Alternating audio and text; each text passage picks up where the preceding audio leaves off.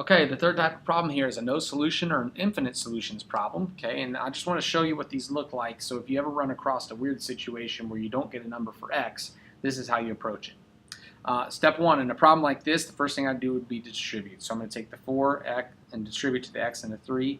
So I have 4x minus 12 on the left.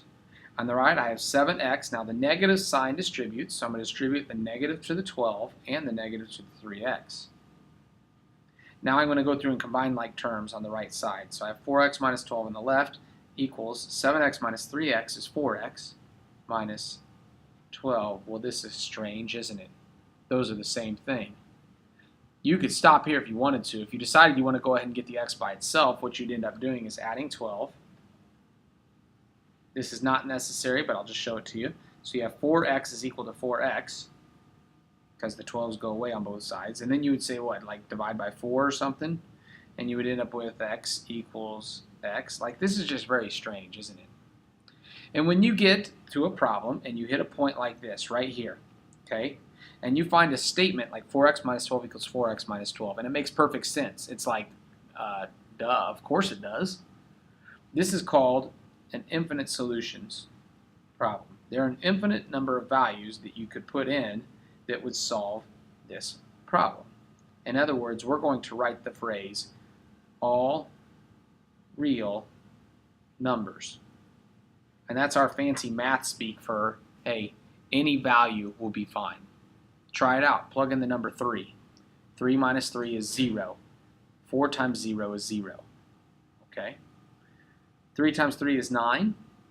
12 plus 9 is 21. 7 times 3 is 21.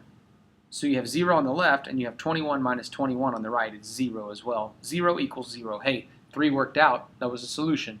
But you could put in any number, 0, 1/2, negative 14.3. Any number you put in here is going to work out for x. Let's go to the flip side, okay? On this problem, let's go ahead and solve for x. The first thing I do is I distribute the negative here. So I'd have a negative x minus 2 plus 5 is equal to 10 minus x. And now I go through and I say, well, 5 minus 2 is negative 3, so negative x, plus 3 is equal to 10 minus x. Let's go move the 3 over. Negative x is equal to 7 minus x. Now let's add the x to both sides.